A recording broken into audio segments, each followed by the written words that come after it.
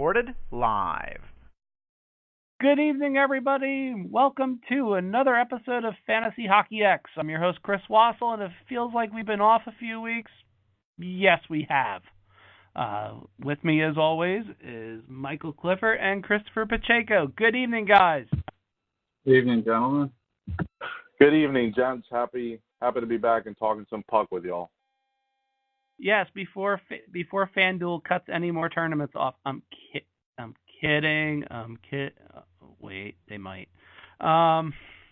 Just something to be watchful of as the DFS NHL landscape changes. By the way, guys, I am all in on esports NHL, so I'm ready to go. I'm all ready for this. I have it prepared. My only thing is, is there a way with Uncle Gary if we can do NHL 94 as esports? No, there's no way. Because I'm really good at it. Yeah, there's no way they're doing that. Yeah, I know. It's wishful thinking. I kind of hope that it would happen, and I know it's not going to. But that NHL 18 now is just like so boring. But NHL 94 with Basil McRae passing to Steve Yzerman. Just awesome. All right, folks. Like we said, there's a 9-game slate on Thursday. We're just going to get right down to it. First up, the game that I probably look forward to the least from a scheduling and slate standpoint, the Calgary Flames travel to New Jersey to face the New Jersey Devils. If you play Keith Kincaid tomorrow or any New Jersey goalie, I reserve the right to just hit you across the head with a wet noodle. Don't do it. Don't even think about it. Just don't bother. Keith Kincaid, by the way, has an .892 save percentage on the penalty kill, which sounds good. That actually is rather good. The problem is he also has an .892 save percentage at even strength, which is about Rick DiPietro level bad. New Jersey is somehow a light favorite in this game, which I don't understand given the fact I think Calgary has 18 road wins on the season. I think they're like 18-6 and look, they're a lot better on the road than they are at home, which seems to be a Pacific Division staple amongst the Alberta teams. New Jersey traditionally has trouble with Calgary's top line, especially Johnny Gaudreau. You throw in the New Jersey narrative until you're blue in the face. I'm sure Gaudreau will be at the Philadelphia Eagles victory parade tomorrow, yada, yada, yada. You get the theme and the idea.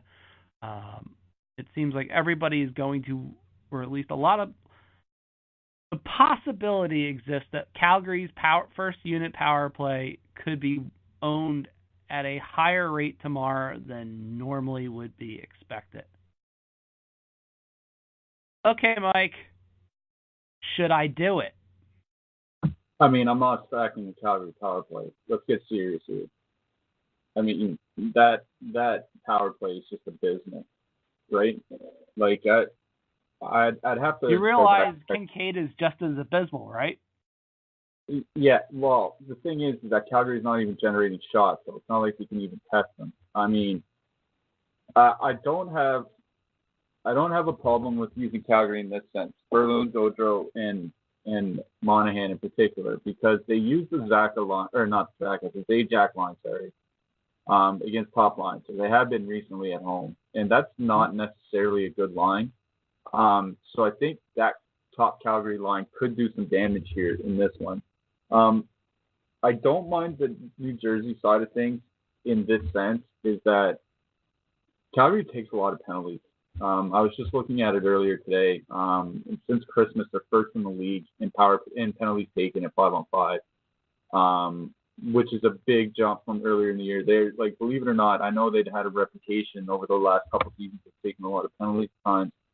But through the first 2.5 months of the season, they were, I think, 20th or 21st. Like, they're really disciplined, but it's completely fallen apart over the last 6 weeks. Yeah. So I don't mind getting a piece of the New Jersey power play, but here's the problem with the New Jersey power play is you have one player from the first line, two from the second line, one from the fourth line, and then Will Butcher, who plays like 14 minutes a night, running the blue line. So what exactly do you do here? You could use Zaka Palmieri if you wanted to. But my issue there is that they're probably going to see a fair amount of ice time against Backlund, Kachuk, and Frolik, and that's just not a matchup that you want to get a piece of. Then you're really relying on the power play, and I don't want to rely on the second power play unit to get at least one, if not two goals, or the first power play unit. Sorry. So I think the way I'm going to attack this game is I'm not going to outright stack anybody from New Jersey. If I do use New Jersey players, it'll be one-offs, kind of like a Taylor Hall and a one-off. I don't even mind Butcher just because his price has come down over the last, month or so. There's a time he's in the mid-4s. Now he's in the mid-3s on DK. So, you don't really need much from him, like an assist and a shot, and you're fine. So I don't mind using Butcher as a one-off or Hall as a one-off. I don't think I'll be stacking anybody. If I do stack a line out of this game, it'd be the Calgary top line. But even then, I don't think I will. I think it'll just be a piece here and there from New Jersey, and that's it from me out of this game. I'm in agreement with Mike on this one. I think on the New Jersey side of things, what interests me the most are one-offs. I'm not really sure if I'd go the stacking route here. My one-offs that I prefer the most right now are Taylor Hall, Kyle Palmieri, and then a little bit Nico Hischier. I think those are fine. I think the play here that interests me the most from a GPP angle is the Calgary top line. And I think that the fact that it's a 9-game slate and they're on the road, this is unlikely to be a stack that carries much ownership. And I really like the upside for this stack. I think Michael Furland on that top line is probably the one that's just okay relative to Gaudreau and Monahan. But I don't even mind him as part of that stack, just kind of full stacking that line. Furland, the problem with him is he's just not great, but he also doesn't see power play time right now with Monahan and Gaudreau. So that's a little bit of a reprieve. And so I like Monahan and Gaudreau more, but I think Furland, if you want to play him with those two, I think it's totally reasonable. And I don't even mind going to like Mark Giordano or Dougie Hamilton in this one. I think on this slate, I think the Calgary top line is probably going to be a primary spot for me in GPPs, just because I'm looking at the slate and I'm looking at some of the road teams and their matchups, and I'm just not getting behind them. And I think Calgary is one of those teams. And so as a result, I think it's going to be a primary spot for me in GPPs. I'll probably pass in cash games, though. Yeah, this one's definitely tough. There's no doubt about it. And the thing that people are going to have to consider that, look, Calgary's PK has been a good bit better, especially on the road of late. And, New Jersey's just, you don't know what you're going to get from New Jersey on a given night, because I don't think New Jersey knows what they're going to get as far as their last line of defense on any given night. So it could be all over the place, and it could be dead dull too. So the volatility is high in this one. Speaking of high volatility, the Montreal Canadiens travel to the Philadelphia to face the Flyers. Obviously, Philadelphia will be in an absolute hangover like euphoria after winning some other sport's biggest something. But the strange bottom line is, from at least the Philly standpoint, is they escaped with a win on Tuesday night because of Mike's favorite goalie, known as Cam Ward, who couldn't shut his damn 5-hole with 3 seconds left in overtime. Can you imagine if they missed the playoffs by 1 point or something like that? Like, that was it's happened before. A brutal goal. For those who haven't seen the Jordan Wheel goal by now, the quote after the game by Jordan Wheel was pretty telling. I was just trying to get it on net. End quote. That was it. That's all he said. He's like, he's like, it wasn't like, I fired anything hard. It wasn't. I was just trying to get it on net, and I couldn't believe when it went. He actually, Drew had to tap him on the shoulder and say, "Hey, it's in." That's how bad it was. And that's the type of thing, unfortunately, you get from Carolina. But look, the fact that game even went that way in the first place for Philadelphia tells, kind of what you need to know with some of these games as well. It's not going to be easy, and nothing is easy with Philadelphia right now as a whole. So they've been struggling. That was their only win in the last 5 games, by the way, too. So I mean, that game was about to head to a shootout, and then who knows?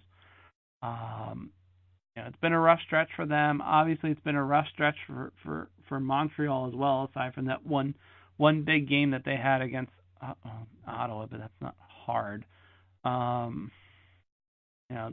numbers are all over the place. The penalty kills are both pretty bad. Although, to be fair, Philly sometimes doesn't take a ton of penalties at home, so it does get kind of skewed a little bit there as well. One thing Philly does at home is score goals, and the one thing that Montreal doesn't typically do on the road is score goals. So there's that at least. I'm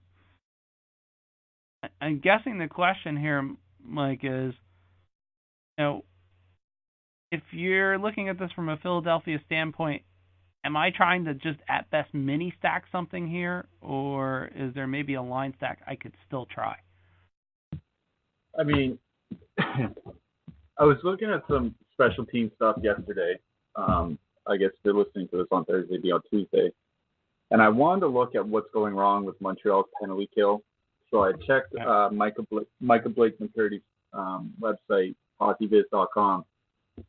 Which, if you're a hockey fan, you're not a subscriber, you should subscribe there. It's just some of the tools that he has are just unbelievable. I use the website every single day.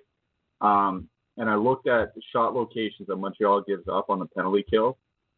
And believe it or not, that if you look at like the tops of the circles or the face-off dots on both sides of the rink, as well as the middle of the ice from the high slot, basically where the defenseman would be, they're not too bad at giving up shots. They do a good job of limiting shots there.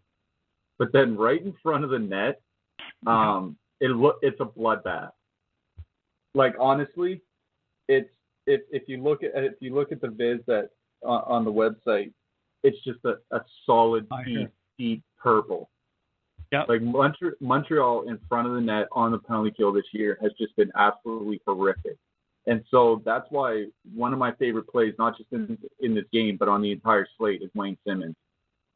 He's the guy parked right in front of the net. That's where he's made his bread and butter over the last 3 or 4 years. And I don't see any reason. Not any reason. Obviously, hockey's random enough. But this is about as good as a matchup as it gets for him against an opposing penalty kill. So, his price. You got to remember last year on DK, there's a lot of times his price was like in the mid sixes. And tomorrow on DK, he's only 5,200. I can definitely see using him in cash games. He's, like I said, he's one of my favorite plays on the entire slate, and I kind of like that entire line if you're going to line stack. You can leave Nolan Patrick out if you want,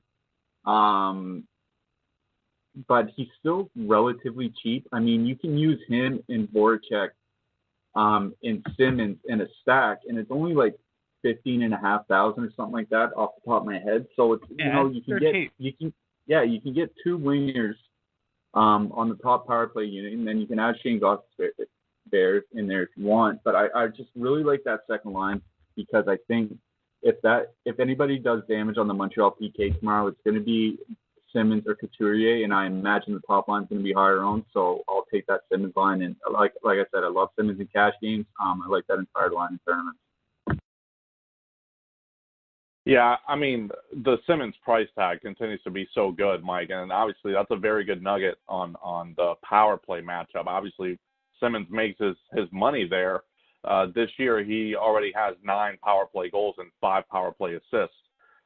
So this is a player that produces primarily on the power play. And so I'm in agreement with you on that one. I really like him. All in all, as far as a 5-on-5 matchup is concerned, this is not a great matchup for Philadelphia.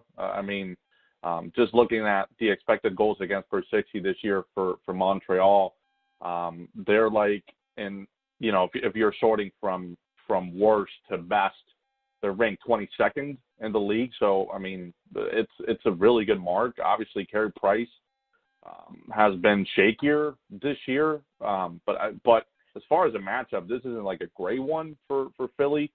I'm not entirely sure that outside of Simmons or those cheapos that Mike mentioned on that second line, I would love this matchup for the first line.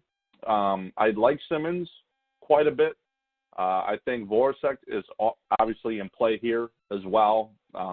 And then Patrick, if you wanted to play the cheap one, I just don't think I'm going to go to the first line on this one. And it goes without saying, but the defensemen for like Provorov and Ghost, I still think they're good plays here. The challenge with them is I do think that they're at a point now where the price tags are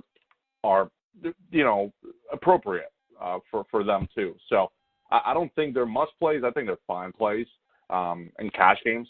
On the Montreal side, it's tough because they do give you some lines with salary relief. It's just I don't think I can get behind them offensively right now. There's very little in the way of correlation in their lines. I think the interest for me would be like Drouin and Galchenyuk because they're so darn cheap and skate together on 5-on-5. But like I don't even think I can go there in a 9-game slate. Yeah. Just one more point. I guess I didn't really talk about Montreal. I don't really like that side in this game. Like Chris Wassel said, Montreal just doesn't score goals. What I will say is that, we're going to talk about more expensive stacks later in the slate: Tampa Bay, St. Louis, Vegas, Dallas. That Montreal third line, Plekanec, I think Houdon's there now, if I'm not mistaken. Yeah. Right now, and Plekanec, Houdon, Gallagher have been pretty good this year, and they're super, super cheap. And the weakness of the Flyers is actually their bottom six. Their top six is actually pretty good. It's their bottom six that gets buried. And I imagine that Plekanec line is going to see a lot of that third and fourth line from the Flyers. And at their prices, Plekanec is $3,300. Gallagher's just over $5K. Houdon's only $4,300. So you're looking at a line that's only like $13,000, or $12,500 or whatever. They don't really need a lot. I'm probably not going to use them because I don't think I'll be using one of the expensive stacks on this slate. But if you are, that is one of the lines that I would look to, just because I do think they have a great matchup against that Philly bottom six. That's absolutely true. Now, the next matchup, guys, needs little or no introduction just because, well, when it's the Islanders, magical things happen. Unicorns, magically sprout out of nowhere. Goals happen from every inconceivable angle, and then some. And then the unfortunate happens. By the way, just to make this very clear for about the 50th billionth time, Matthew Barzal is fine. He is not injured. He had a maintenance day. He will play tomorrow. It's all I heard today, guys, when Barzal didn't show up for practice was, oh my God, is he hurt? What do I do for my fantasy team tomorrow? And true story. He's fine. He'll play. Don't worry. The Rookie of the Month curse lives for, is okay for now. Bottom lines in this one, very simply, look, Buffalo is abysmal at home. They're so abysmal that they probably set time backwards. They're literally averaging right at 2 goals a game at home, which is the lowest in the league. Next, I believe Arizona was right around there. They may be above them now. But either way, it's expansion level bad. They give up a little over 3 goals a game. The only good news in this matchup is that the Islanders give up 3.68 goals a game, and that includes over 4 goals a game in their last 10 road contests. They've given up 42 goals in their last 10 road contests. I know Buffalo is abysmal. I know they're bad. And guess what, Mike? I'm still not going to use them. It's just not going to happen tomorrow. I can't do it. I want to. Every number says to, and you just can't. John Tavares traditionally does historically well against Buffalo. My question, Chris, is, do I fade him anyway and hope for, say, the Barzal line to do some things? Well, I think the Tavares play is still usable here for sure. I do think though that the Isles second line is a little bit more intriguing to me from a stacking perspective, and it's for a couple of reasons. First and foremost, the matchup and how Buffalo is going to play this, at least how they played it, is matching that O'Reilly line with the top line for the opposing team. So my guess would be that O'Reilly is going to see Tavares for most of this matchup, which should leave that Barzal line with way more favorable matchups because Eichel just defensively is just worse than O'Reilly. And the depth lines for Buffalo are certainly even worse. So the O'Reilly line is really the one that's a little bit tougher defensively. And it looks like Anders Lee is skating with Barzal and Eberle on that second line. And if that stands, I don't think you're going to get a discount in price for all those guys. But I do think from a stacking perspective, that's the line that intrigues me the most. From the Isles side, I mean, you said it best with Buffalo.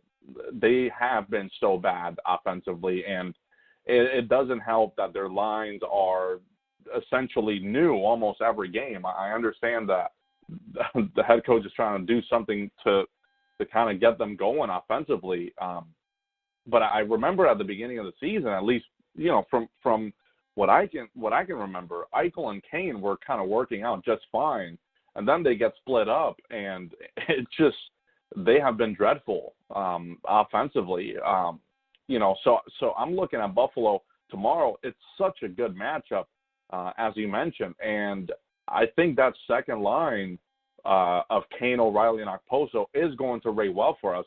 I even think some of these salary relief pieces, like a Sam Reinhart, I mean, he's just 4K on DraftKings, and he's skating with Eichel right now. I'm sure he's going to rate well. It's tough. It's tough to believe in them from a cash game perspective and get behind them. But some of these price tags are really good, and the matchup is a really good one. So I would understand if you'd go there. I'm not sure I can go there in cash games, but in GPPs, I'm sure I'll have a share or two. Yeah, I mean, also I get what you're saying about the Sabres, but the Islanders are just so bad defensively. It's crazy. And here's the thing is, I'd noticed that Barzal had gone into a little bit of a scoring slump. He hadn't scored in 9 games, so I was looking at team trends over the last 9 games. Did you know that John Tavares' line, their shot share over the last 9 games is 44%? Like Corsi for percentage is 44%. So they're just getting absolutely run over. It's the Barzal line that's actually doing well. So the Islanders penalty kill, I'm pretty sure it's worse than the league since Christmas, at least by shots allowed. So I mean, shots I know how is worse. Percentage is second worst right now. Yeah, I mean, I get what you're saying about how bad Buffalo is, and that's the reason why I think I've played them once since October.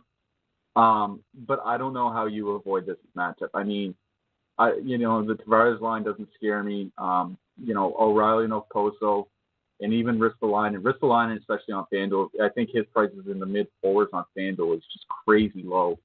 I can definitely get behind a three-man stack.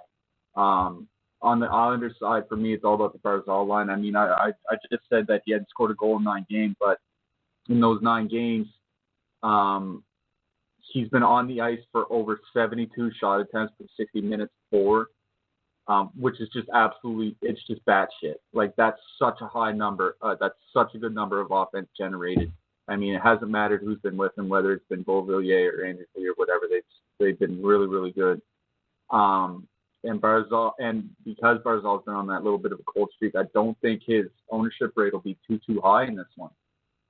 So, with Lee now down on that second line, now you have 2 guys on that second line that are on the power play unit. So, for me, it's and, like Pacheco said, Eichel's not that great defensively, and his numbers without Evander Kane this year are not pretty. So if you assume that Eichel's going to see the Barzal line, which I think they will, I think that Barzal line could skate circles around them. So it's a fade for me on the Eichel line. So for me, if I'm on the Buffalo side, it's that line of O'Reilly, Okposo, and Kane. If you want to leave one off, I'd leave Kane off just because he's not on the power play with them.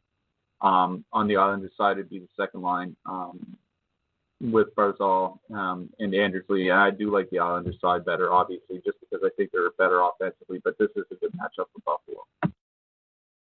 Yeah, and that's God, I can't believe it. I might actually have to try a tiny bit of Buffalo just for fun on Thursday night, and that's because of this next matchup, which I don't trust as much as the numbers say I should.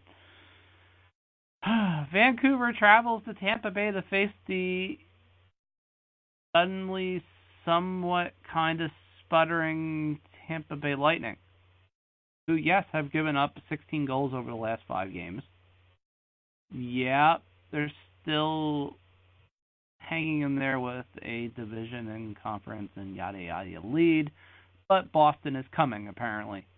And if you watched any of tonight's Boston game at all, well, they're playing the Hartford Wolfpack, and it's not pretty. It's about the best way to describe it. So, Tampa is starting to feel the pressure at least a little bit. Fortunately, they have a Vancouver team that doesn't drive pace very much, although they're a little bit better on the road than they are at home, thankfully. I guess the good and bad things about this game is this. Guys, this is another game where there's 2 not so good penalty kills, and particularly Tampa Bay's, which has really fallen off since about December 1st. I think they're about 6th. I think they're about 5th or 6th in chances allowed on the penalty kill since a little bit after Thanksgiving. Vancouver's not all that much better, but at the same time, Vancouver does score a hair more on the road than they do at home. Tampa, you know what you're going to get every night, and I'm going to drill Gord and Pekka, at least. If one of you guys could look this up while I'm talking, what is Matthew Pekka's price on FanDuel tomorrow? Because it was a little glitch the other night, and I wasn't happy because I really wanted to play him. But there are at least a few plays in this game that are worth giving a shot. The expected goal total in this one is about 5.6, which isn't great, but it isn't bad either. It's why the Vegas over under is at 5.5 over tentatively right now, but could slip back. The big problem obviously is if you do pay attention to Vegas odds at all, at least a little bit, this is the biggest favorite on the night, and I do believe it's going to crawl upwards a little bit more before it comes back down. So, about minus 250 now, and it could feasibly be right in that 250 to 260 range tomorrow. I'm guessing the only question I have other than the obvious Tampa Bay plays, Mike, is could I one-off Vancouver somewhere on this tomorrow night? I mean, I don't actually hate Vancouver in this matchup. And I know it sounds weird, but they reunited Horvat, Besser, Berici. They were really good earlier in the season. I don't know why they didn't go back to that when Horvat came back from the injury. It took them some time, but they eventually got back to that line. You talked about the struggles that Tampa Bay has on the penalty kill, and they absolutely do. You know, Tampa hasn't been that great for a while, though. If you go back to Christmas, they're mid-pack in shot attempts allowed. They're mid-pack in shot share. They're actually below Arizona, if you can believe that, in adjusted shot share since Christmas. They're lower than the Arizona Coyotes. Now, obviously, they still have a ton of talent, but the other thing that worries me about Tampa is if you look at the game logs from last game, they had 10 different forward combinations play at least 2 shifts together, and no single combination played more than 9 shifts together, which is about a game and a half's worth. So, if you talked about the pace of play. If Vancouver drags down the pace early in the game, maybe they get out to a 1-0 lead and it's 1-0 going into the second period, you're probably going to see a line shuffle. I mean, John Cooper's not going to hesitate, to move Nemestikov up and down the lineup, or Kaloran up and down, or, Gord up and down, or what have you. So, if you want to use a one-off, if you want to use Kucherov as a one-off, or Stamkos as a one-off, or whatever, fine. I mean, I don't think I'll have anything. I honestly don't think I'll have anything from Tampa in this game. I don't think I'll have anything in this game, period. If I did stack anything, it'd be, in a large field tournament, it'd be the Horvat line from Vancouver. Well, to go off from what Mike is saying here, I guess the angle here is if you believe that Tampa Bay is not going to have as much ownership, given the 9-game slate and the other good spots, and they will. They're that's the problem. They're huge favorites. They still have a lot of name value. They're good, yeah. and it's not like a 12 or 13 game slate. They're going to have a lot of ownership. That's the problem, right? I mean, I was going to try to play it off that angle, but if they're going to be chalky, I think that there's merit to fading here in GPPs for sure. I'm confident in doing that. In cash games, if you wanted to grab one of those guys, one of the pricey ones, Kucherov or Stamkos, or maybe even Victor Hedman, I'm fine with that decision. The challenge in tournaments is if you're going to get the natural ownership that this team usually gets, and it's really expensive to stack them, then I'm probably going to be on the fade side, on the Tampa Bay side in tournaments. On Vancouver, though, I agree with Mike with the Bo Horvat line. I think from a GPP perspective, that's appealing. Now, you're not going to get discounts on any of those guys, either on Boeser or on Horvat. They're priced up in the $6K range on DraftKings. But I do think that they're going to be particularly low owned in this matchup. And as Mike very well said, they had performed very well when Horvat was healthy back in the closer to the beginning of the season. So if they can recapture that sort of magic, I think this is a good spot for the power play. And obviously both of them are together on the power play as well. And you're not going to get, I would be very surprised if you get a double-digit number here for ownership. I would think probably 5% or less for both of these guys tomorrow night. Yeah, I mean, it's tough for me at least. I don't know. I mean, like I said, I just took a peek at what Pekka's price was, and I'm like, no. So other than beat DraftKings, I'll try and sneak it. It worked last game only because Gord got me points again, and Pekka got me just enough shots that it worked out. But it is like playing with the ticking time bomb and hoping it doesn't go off on you. Even though it's a cheap idea, it's something that can backfire savagely. Whereas say Vancouver, the Killer Bees tend not to, and they tend to perform especially well on the road for whatever reason. So it is something to go with. Speaking of what could be an absolute slot fest, Nashville travels to Ottawa, guys. Look, after the Gong Show on Tuesday, where literally somehow Nico Hischier got an extra minor for what I still don't know. Alex Burrows was trying to channel his 1997 Anderson Silva days, whatever he was doing there. So obviously no Burrows, et cetera. That doesn't really matter much in the grand scheme of things. But there is one thing to Ottawa, and it's the oddest thing of all. Matt Duchene woke up, guys. He's come back to the offensive side of the ledger. Has 14 points in his last 14 games, and suddenly looks like the Matt Duchene I remembered once upon a time. Now, granted, he is playing basically meaningless hockey at this point because Ottawa's not making the playoffs in a month of Sundays. But him and Mike Hoffman do have some chemistry here. Okay, Chris, do I roll with this one more time because I've played this frequently? Do I go Hoffman and Duchene one more time because of the halfway decent price on DraftKings? Well, if you want Ottawa exposure, what else are you going to use outside of Hoffman, Duchene, and Erik Karlsson? I mean, there's not much. This is a given here.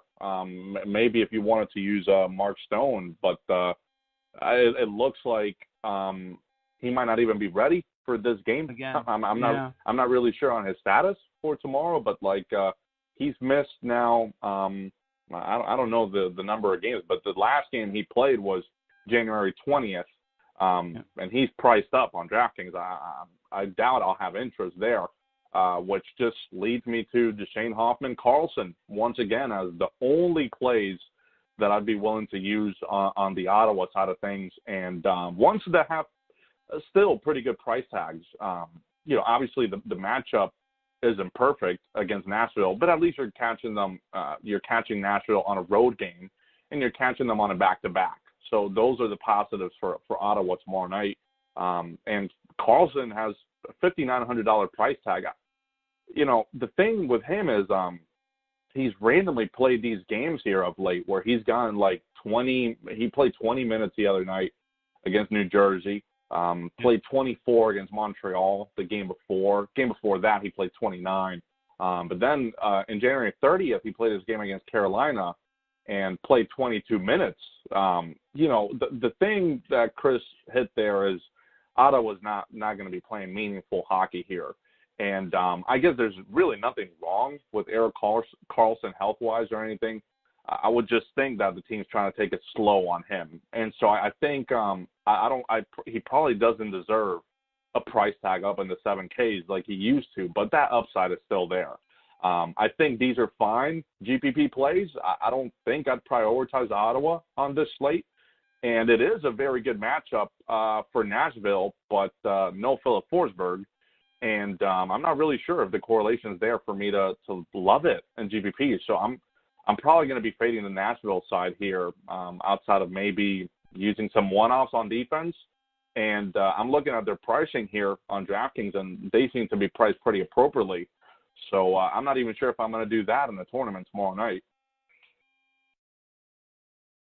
Yeah, I mean, Pacheco alluded to it earlier. We don't know the status of Mark Stone. Same thing with Derek Brassard. Last thing I saw from practice today was that they were pretty much game time decisions, and that'll change a lot for me because they're still using CC and Phaneuf as a shutdown pair at home, and they're just getting destroyed. 41% shot share, which is like Douglas Murray in 2013 bad. So the only thing that had been kind of saving them was that Brassard and Stone were often used in a shutdown role when it wasn't Pajot, Pyatt, and whoever else for some reason that they were a shutdown line for 3 weeks, which is the best 3 weeks of my DFS season, I think. So I kind of want to wait to see what happens there because, I don't like using teams back-to-back on the road, even in a good matchup like this. But if they don't have Brassard and Stone and they're forced to use Pajot with CC and Phaneuf on the blue line and a shutdown role, like that Nashville top line can just run all over them. So I'm gonna wait and see. One thing that did stick out for me from Nashville is Kevin Fiala's price on FanDuel. It's $5K. He's the same price as Christian Fisher from Arizona. Like, it's just absolutely absurd how cheap he is. He's $6,300 on DraftKings and he's $5K on FanDuel. So, I mean, if you want to use Fiala on FanDuel, he's I don't want to say he's a free square, but he's just so cheap relative to DK that if you wanted to use him, I mean, you could use that whole line on FanDuel as a stack if you wanted. Their combined price is under $16,000, which is ridiculous on that site. So I'm gonna hold off on what exactly happens. If it comes out that Brassard and Stone are out, I'll probably go to that Nashville top line. I honestly will, because I think they'll just bury Ottawa, and Craig Anderson making 40 saves will be their only hope.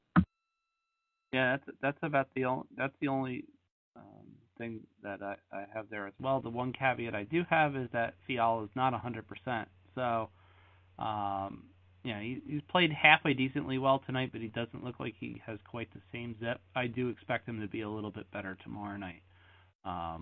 They have sheltered his minutes a tiny bit tonight, not much, but especially early they did because he does have the flu, but not full blown. So I guess it's good news for Fiala owners, especially if you're looking at FanDuel tomorrow and going, well, wow, he's basically $1,100 below FanDuel average price.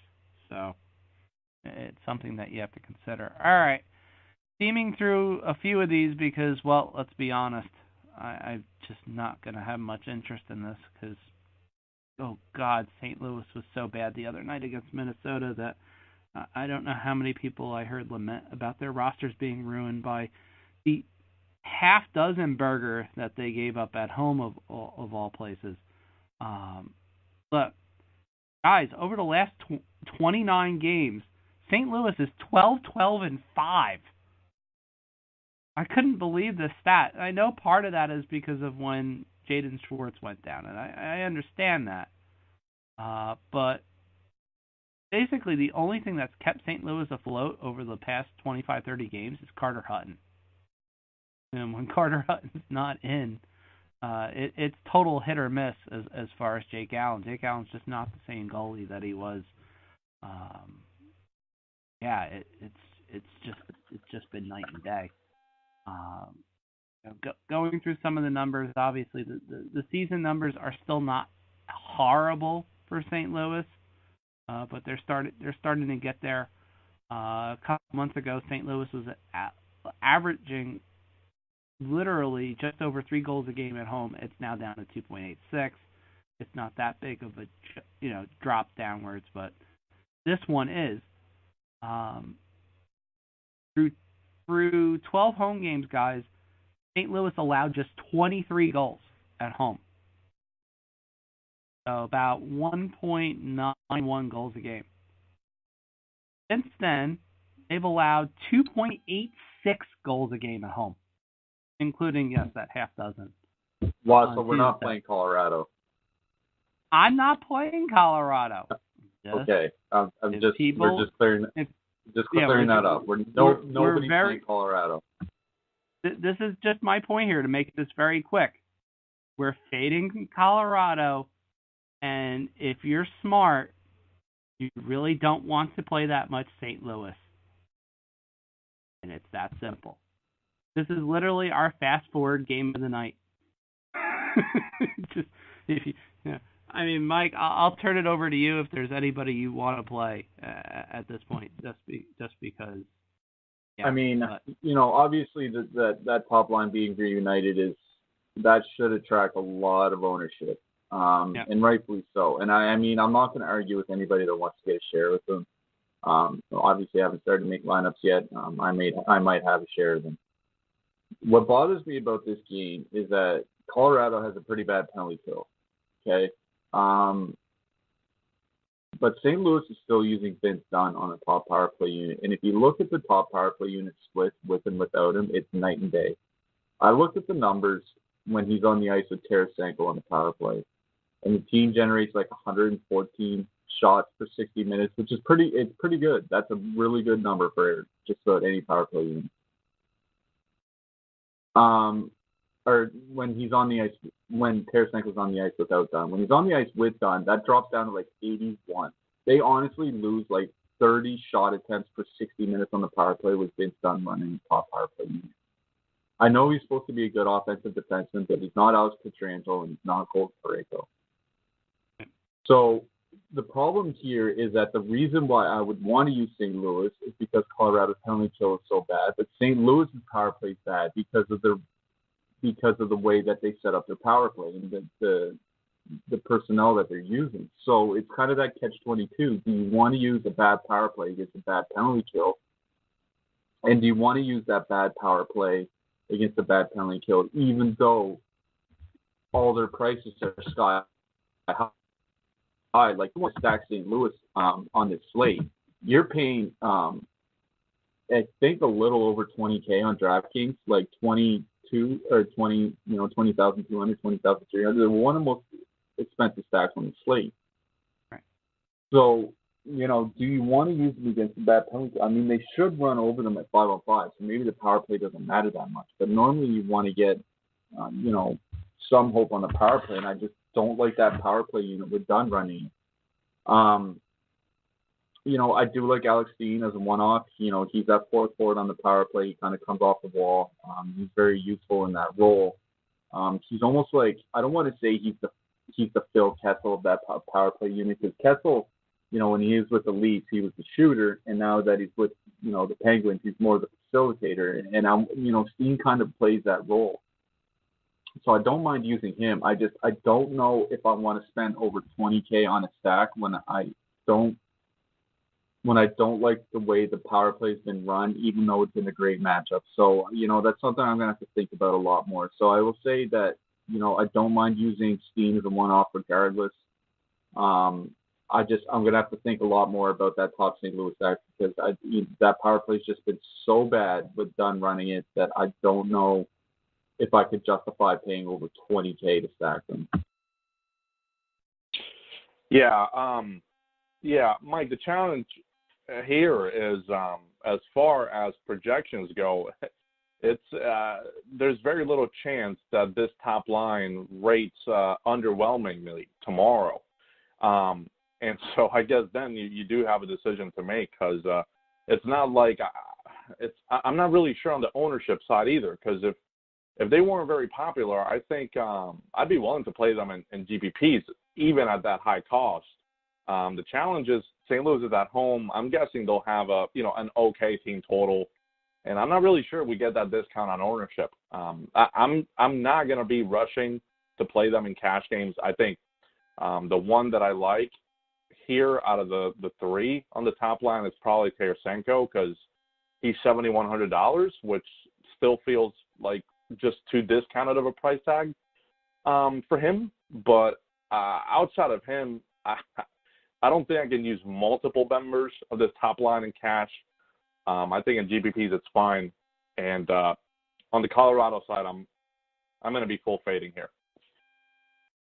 Yeah, it's too much money, and it's funny because, like Chris was saying, projections wise, Mike, the projections are through the roof, and they almost shouldn't be.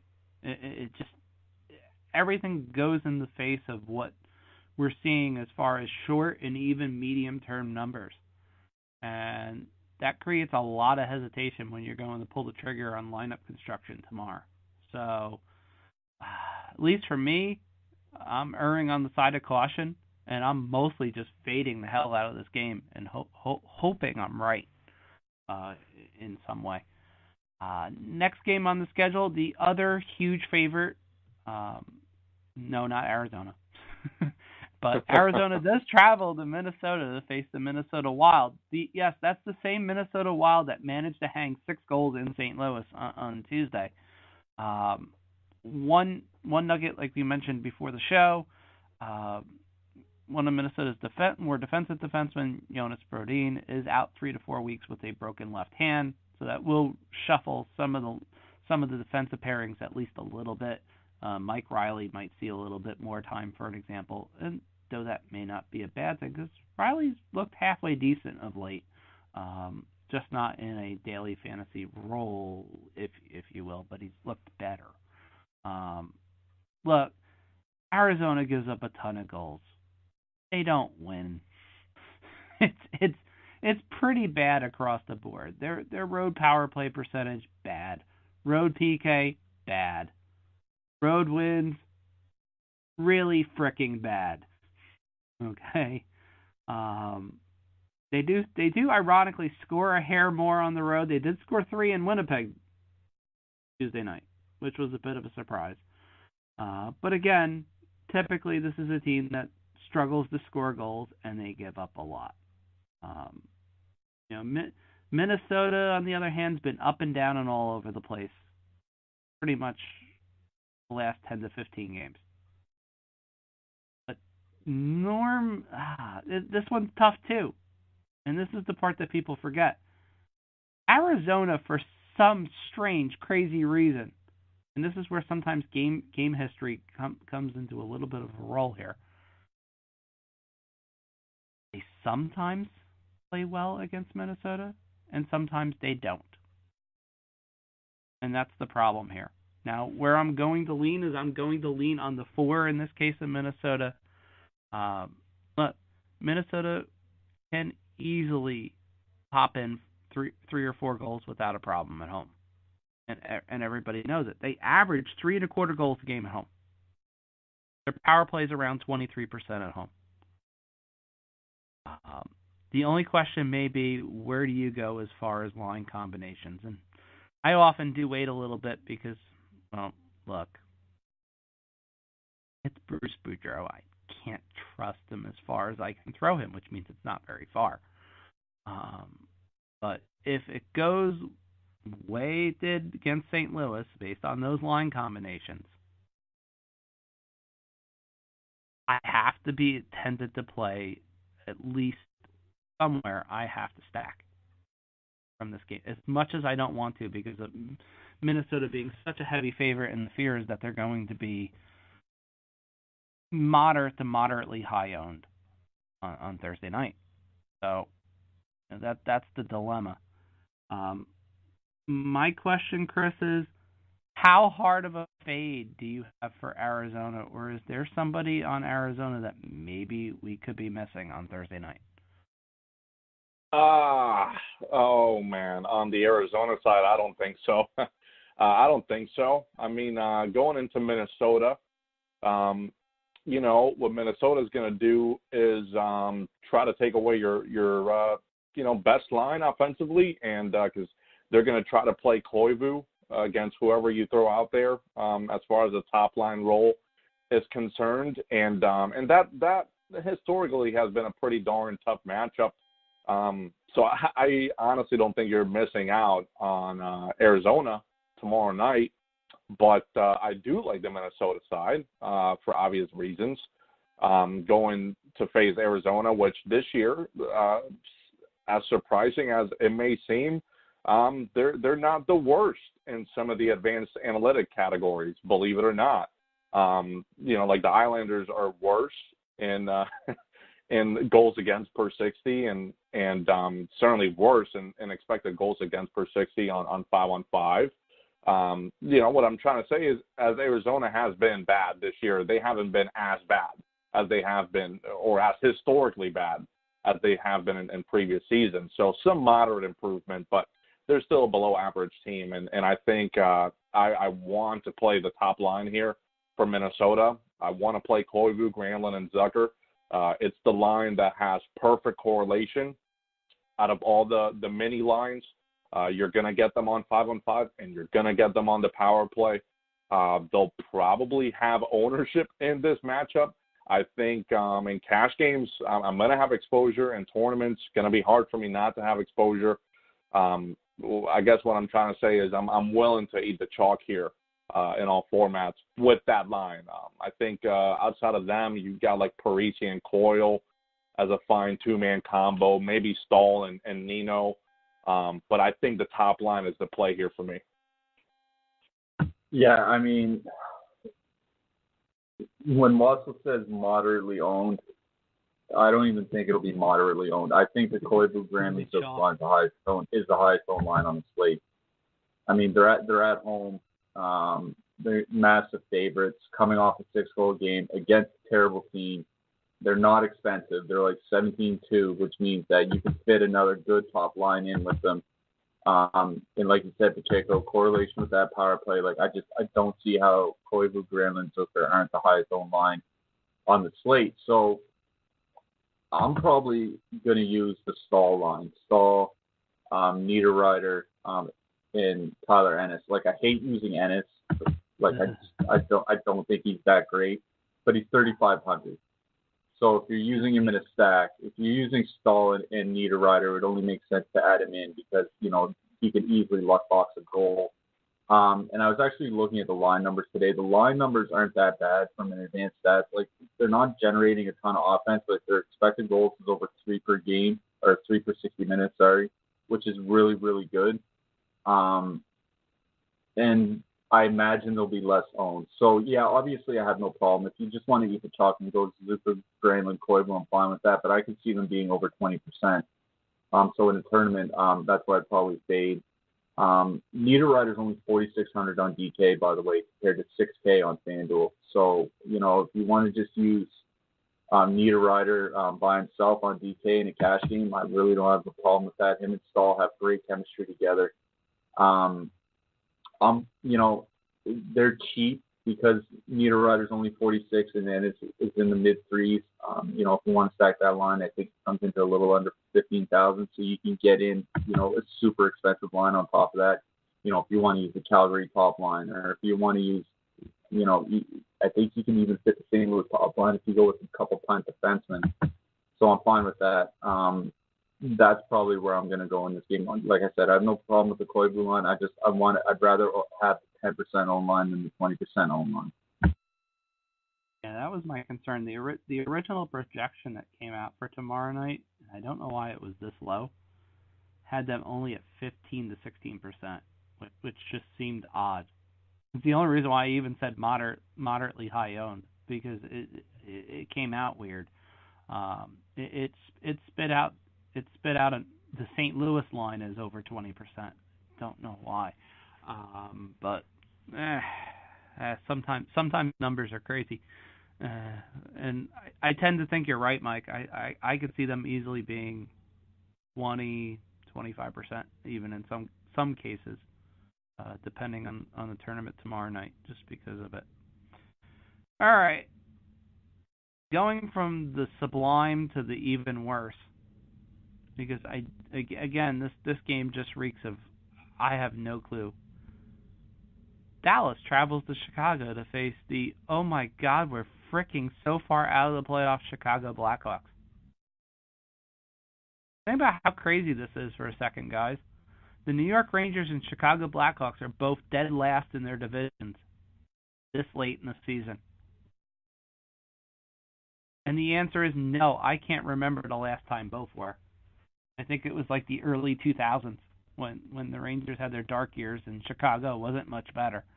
But off the top of my head, I think it's around that time. Chicago is not even a favorite right now at home. Dallas is a slight minus 125 right now. The expected goal is still around 5.6 to 5.7 in this.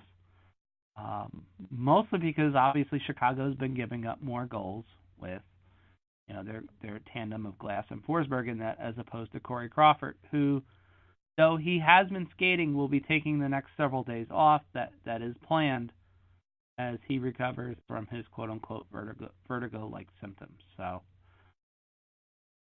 Chicago's numbers have come up dramatically, so much so that they're now giving up 2.6 goals a game at home. That number is closer to 3 at home since Crawford went down, by the way. So that's important to note. Dallas is about a 500 team at this is how weird this is. Both teams are just about 500 in their respective splits, and when you start going up and down, penalty kill, etc., the numbers are pretty close. Obviously, again, the one thing that's a huge difference with Chicago and has been just a sore point for the last, 7 years, maybe 8, is the power play, which is clicking at just barely over 15%. There's no lie in this. It's tough based on what I saw from the Chicago-Calgary game on Tuesday night. That was pretty low scoring right up until just about the end. I could see a scenario where other than playing maybe Dallas, I could almost fade this whole game and get away with it. What do you think, Mike? Okay. So a bad defensive line will probably give up somewhere around 60 to 65 shot attempts in 60 minutes. Earlier in the podcast, we talked about the Islanders and how they're at about 70, I think, over the last 6 weeks. Right. Take a guess how many shot attempts against per 60 minutes the line of Hayes, Duclair, and DeBrincat are allowing. Oh, boy. 78.9 shot attempts against the 60 minutes. That is, wow. That's basically, that's a very good penalty kill. That's how bad they are at 5-on-5. So when I look at this slate, I see Tampa at home in a good matchup against Vancouver. I see St. Louis at home in a good matchup against Colorado. I see Philly at home in a decent matchup against Montreal. So I can see a lot of expensive ownership going to those 3 teams. And I know Chicago's been bad lately, and that's what kind of worries me about ownership. But holy hell, if they run out Tate, Brinkat, and Duclair against the Sagan line, they are going to get shredded, torched. I can't even imagine what the numbers are going to look like by the end of this game if that's the matchup they actually go with. And in the game against Calgary, they put out that Taves line against Monahan, Gaudreau, and Ferland. So I'm assuming that they'll put them out against the Sagan line. I can't imagine a better matchup on the road for a team right now against a Arizona, Buffalo team. This is as good as it gets. So if I use an expensive stack, and like I said, I haven't made any lineups yet. I don't know what I'm going to do. If I use an expensive stack, it's going to be the top line for Dallas. This matchup is just, especially with Corey Crawford still out, this is just too good to pass up. I think that Sagan line just absolutely runs wild on the top line for Chicago. So, Dallas, it's still a tough matchup. I don't really hate using Schmaltz, Anisimov, and Kane against second and third lines for the Stars if you want to go that route. I think it's fine. It's still a home matchup for a decent offensive team. But man, I think Sagan, Radulov, and Ben just have a field day in this game, and that's a line that, like I said, I'm probably going to fade St. Louis and Tampa Bay, and if there's an expensive line that I use on this slate, it's going to be Dallas. Yeah, without Corey Crawford too, Mike, he's really the reason why he's kind of kept them at bay defensively this year, and you remove him from the equation, and even if you just put, as far as skills wise, if you put an average goaltender in there, it's just a good matchup, no matter how you put it. And that's how I'd qualify this matchup for Dallas. It's just a really good one. Yeah, they're on the road, but Chicago doesn't have any semblance of a shutdown line. To previous seasons, they were certainly better defensively, but this year they're just not. And no Corey Crawford in net expands those problems even more. So I agree. I think this spot, quite frankly, to me is more appealing than the Tampa Bay spot, simply because I think that they have just Sagan, Ben, and Radulov as a stack. I feel like they have more upside when you include Nemesnikov in that Tampa Bay stack, which Nemesnikov sometimes isn't even a part of that line throughout the game. So as a full stack, I like that stack more to begin with, and I think you're going to get it at less ownership. Yeah, the price tags are steep though, so you're going to have to pay an arm and a leg to get them in. But I'm in agreement with Mike here. I think Dallas top line is a fantastic play. And on the Chicago side, I'm honestly just interested on Patrick Kane because of the price tag. He's under $7K on DraftKings, which I think it's just a discounted price tag right now. And if you want to buy low in GPPs at that price tag, I can totally get behind it. In cash, I'll probably fade Chicago altogether. Yeah, the number that jumps out, guys. Tyler Seguin in his last 4 trips to the United Center, 7 points, averaging over 5 shots a game. Yep, it looks pretty good. To at least try Dallas. That's at least the one line that I would try, and then for fun and giggles, maybe either one of Faxa or. I wish Janmark's price hadn't gone up the way it did, but darn. C'est la vie, as they say. All right, final matchup of the night. Christopher Pacheco's 10-star Bell of Woe and Fade and Dread.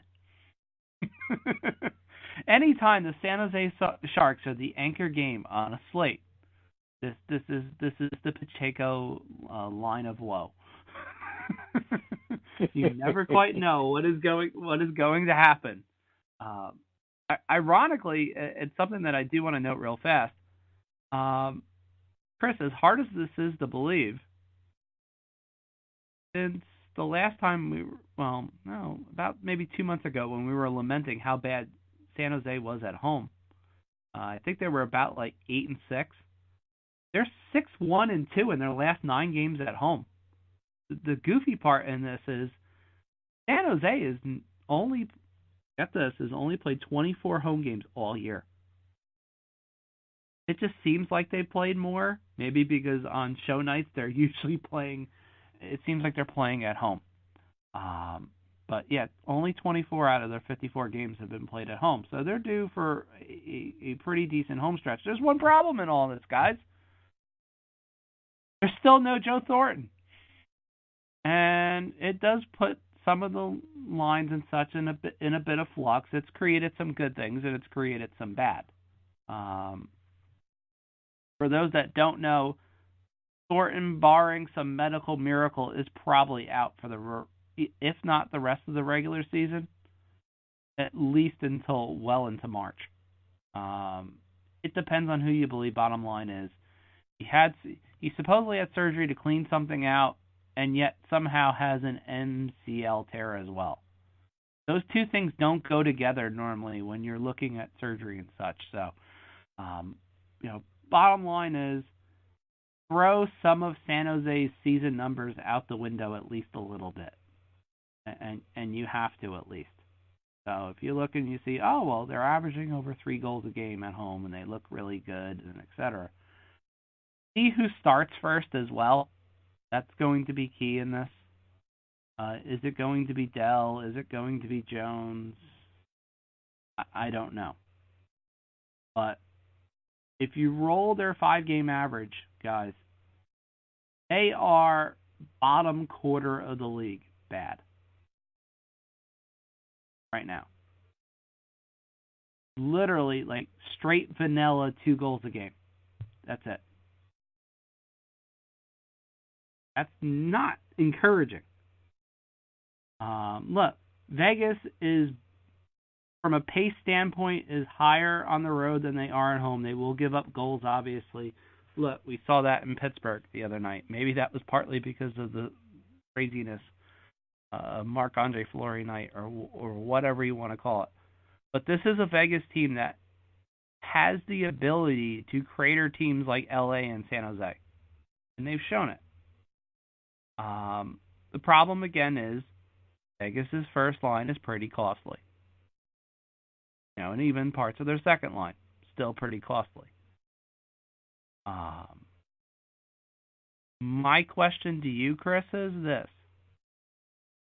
is there something in San Jose that maybe I can use? Maybe depending on the lines, maybe like a Tierney or a Meyer that I can sneak and kind of dip and dodge around as some good one-offs for not necessarily a hammer, but just something to keep my value on Thursday night.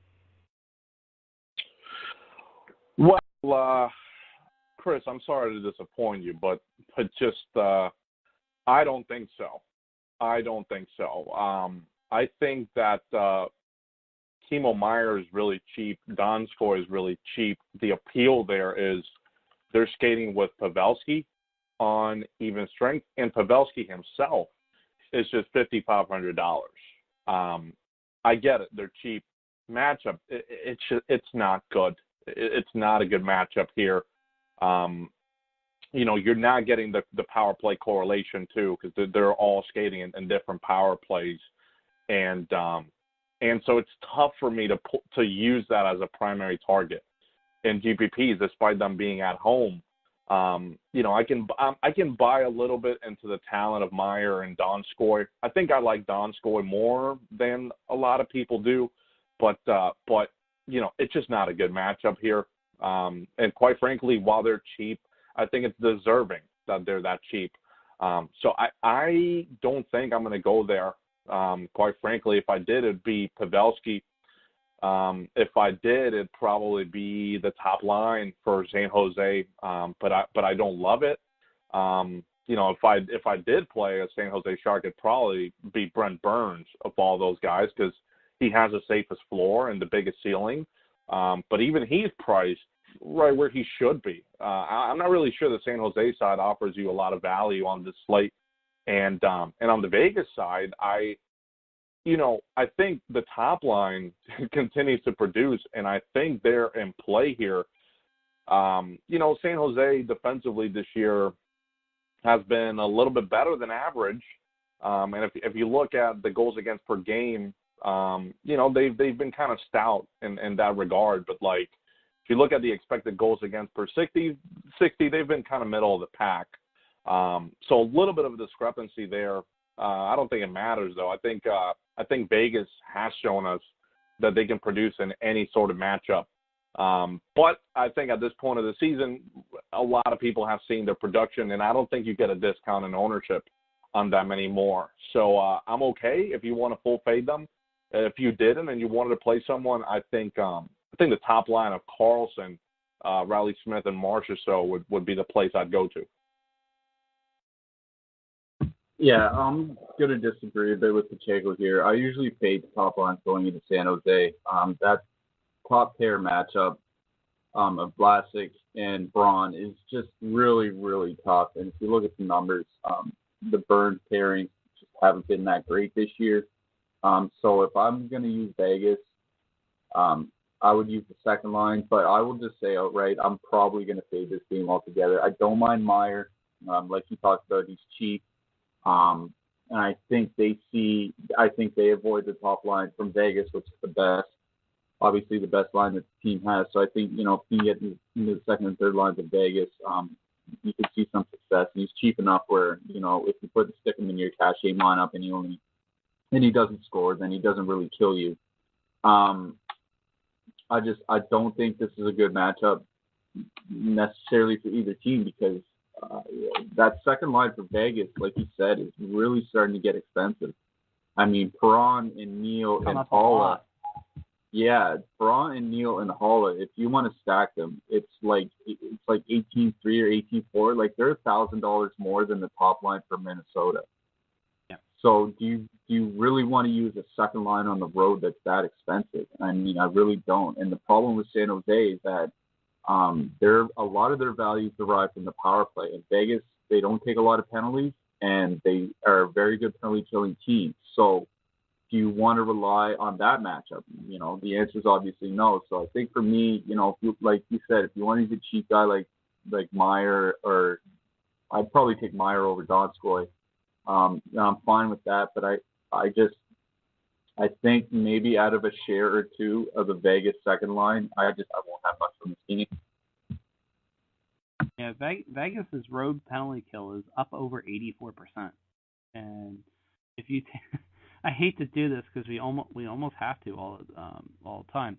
You take out the games that Maxim Laga crap played. That number jumps over 80, 86, almost 87% on the road, which is, for an expansion team, is mind-blowing, but for any team is damn good, especially on the road. And again, San Jose has an excellent penalty kill at home. It's taken a little bit of a hit, obviously, because of the flux from the Thornton injury and fallout. And look, I mean, this game could be really good. The chances of that happening are lessening by the minute, it seems, and that's the problem. The under seems very likely here, and that concerns me heavily. The Vegas shift has been noticeable, and look, we're 24 hours before the game even starts. That's troublesome to me, and that does make me hesitant. Other than trying to dink and dunk a little bit with some one-offs and such, I'm very hesitant to play anything of a concrete nature from this game at all. So there you pretty much have it on a Thursday night, everybody. 9 games done in about 75 minutes. As always, you can follow us on Twitter. You can follow Chris over at the good old _ the numbers guy, and you can follow Mike, Slim Cliffy as always. Mike, you have the FanVice article tomorrow, right?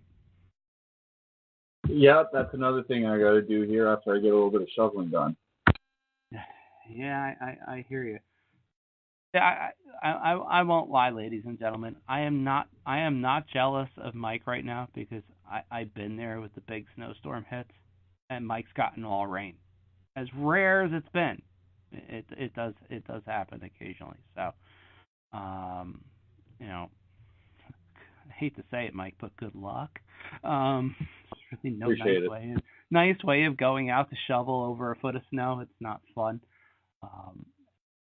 ever. So, like we said, we'll all be around here on the good old thing called Twitter tomorrow to answer any of your questions. The podcast will probably download by very early in the morning. So, meaning by lunchtime, there will be about 30 different changes that will have happened between 7 a.m. and noon, which we'll have to go over, but that's all right. So,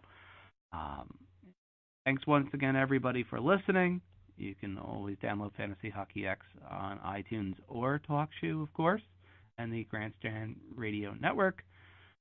For Mike, Chris, and myself, have a good night, everybody, and good luck tomorrow on this 9-game slate. Bye-bye.